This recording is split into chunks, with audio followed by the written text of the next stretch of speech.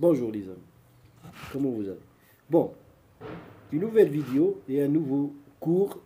Maintenant, on arrive au deuxième semestre, S2, troisième année, module sociolinguistique. On va entamer par comportement et attitude sociolinguistique.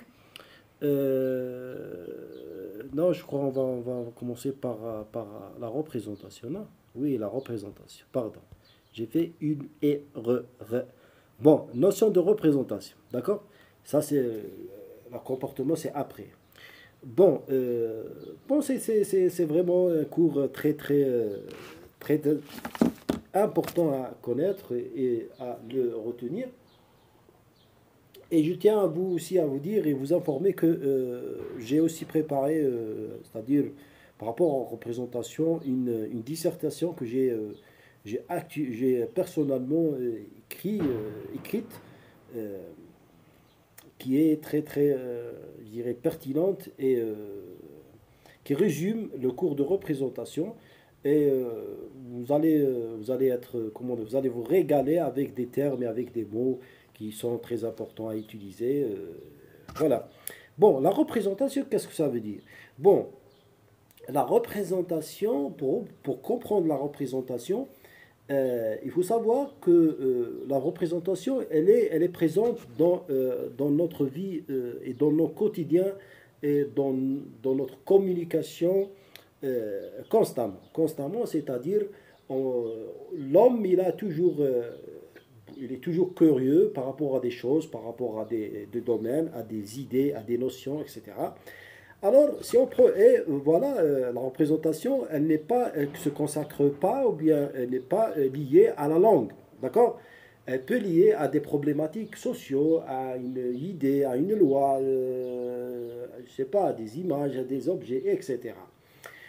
Bon, pour faciliter la chose et vous approchez le sens et vous aider à la compréhension, il faut savoir et il faut mettre en évidence que la représentation, c'est par rapport à deux choses. Par exemple, si on prend l'exemple d'une langue, alors comment la représentation se forme, hein? Ce phénomène, ce concept, comment il se forme, quelles sont ses composantes?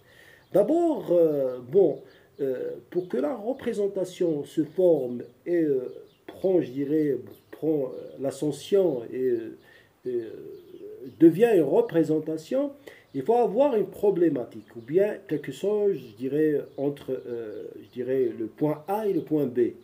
On prend l'exemple de l'anglais. Par exemple, par exemple, on a une personne X qui a un problème avec la langue euh, anglaise, qui est, je dirais, non, non, voilà, la langue anglaise.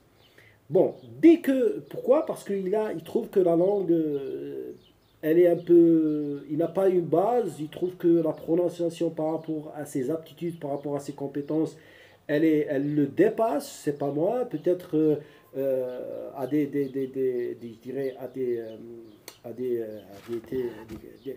des critères culturels,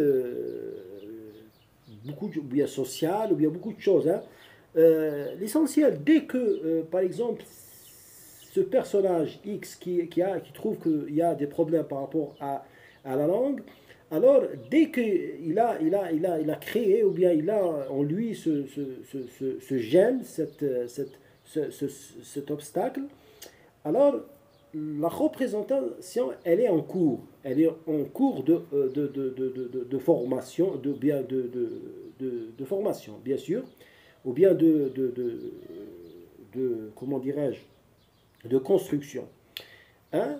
Parce que dès qu'on a une attitude, d'abord on a une attitude, ça c'est une attitude. On dit que quelque chose nous gêne ou bien, ça c'est une attitude.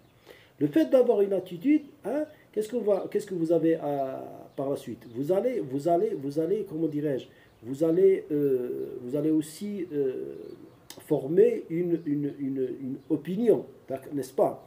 Vous commencez à avoir bien euh, de former des avis par rapport à ça. Dites voilà, la langue, par exemple, l'anglais, pour moi, je trouve qu'elle est utilisée que dans les pays francophones, anglophones, pardon. Vous commencez à trouver que, je dirais, la population mondiale qui exerce, qui parle la langue anglaise, elle est très nombreuse, je dirais, où le marché de travail, même si vous acquirez des diplômes, le marché de travail sera un marché très, très, je dirais, impitoyable pour qu'il arrive à vous embaucher avec un diplôme qui vient du Maghreb. Vous commencez, c'est-à-dire, à former des, des prétextes ou bien des, voilà, des opinions. Et le fait comment dirais-je, de former ces opinions, ce qui vient à la suite, c'est le jugement, je dirais, linguistique, si on peut dire, le jugement linguistique.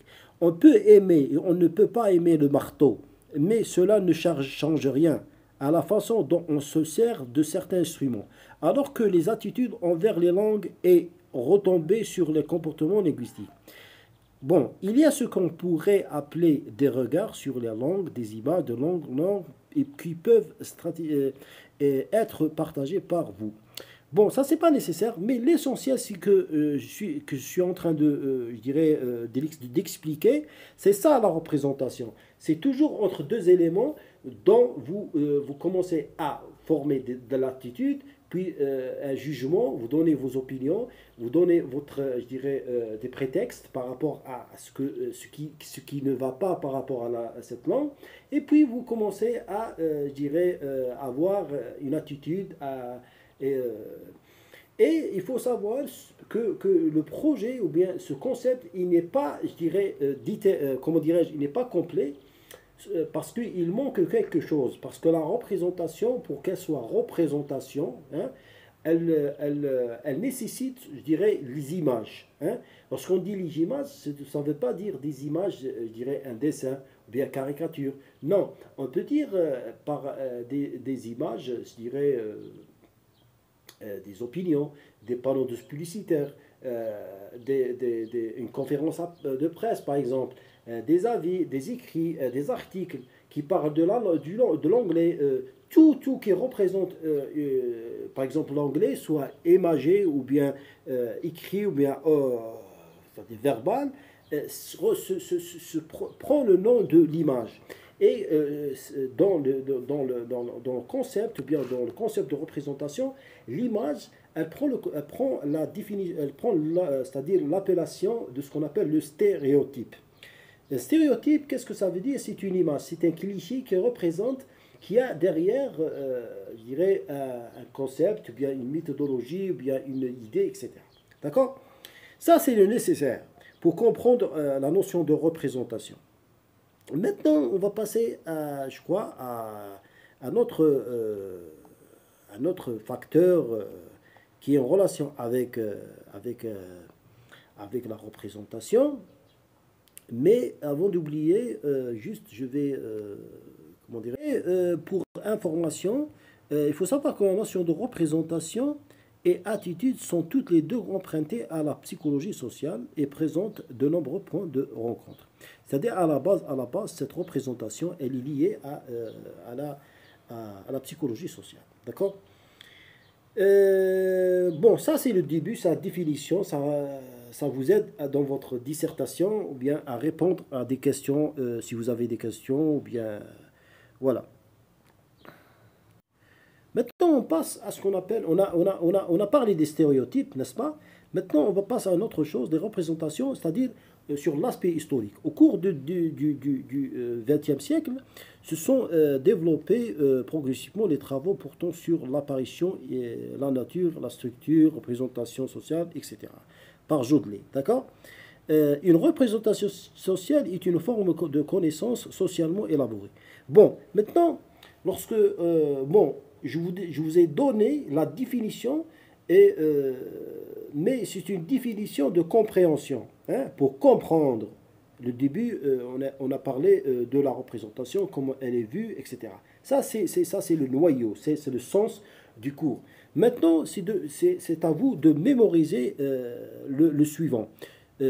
Par rapport à la définition, parce que vous devez inclure la définition, je dirais, scientifique du terme.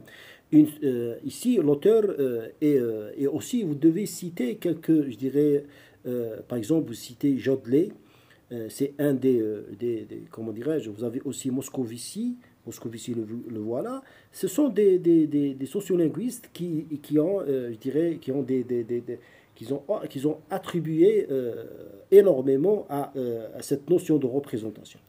Bon, pour donner une définition, l'auteur, il vous dit qu'une représentation sociale est une forme de connaissance socialement élaborée et partagée, ayant une visée pratique et concourant à concourant la construction d'une réalité commune à un ensemble social. Ce que vous devez c'est-à-dire retenir, c'est une représentation sociale et une forme de connaissance socialement élaborée et partagée. Point barre. D'accord? Et puis vous donnez une définition qui est une définition, je dirais, traditionnelle. Les définitions traditionnelles chez les psychologues sociaux insistent sur trois choses. Hein. On a dit ça par rapport à la dissertation, c'est très important c'est-à-dire de la reciter une deuxième fois.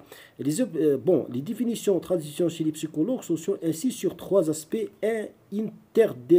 interdépendants qui caractérisent la représentation. Vous avez leur l'élaboration dont est par la communication, la reconstruction du réel et la maîtrise de l'environnement par son organisme. D'accord? Bon, ça c'est le nécessaire. Et puis vient c'est-à-dire pour adosser et je dirais votre opinion, et montrer à l'enseignant que oui, vous avez bien compris, vous avez bien digéré, vous avez bien compris saisir la notion de représentation. Vous devez ajouter la théorie de Moscovici 1961. Insister déjà sur deux choses, l'œuvre de la formation et la fonctionnement de la représentation sociale. Bon, selon Moscovici, ce que vous voyez maintenant en gras, mais en gras et vert, et voilà, on peut dire c'est un résumé ou bien l'essentiel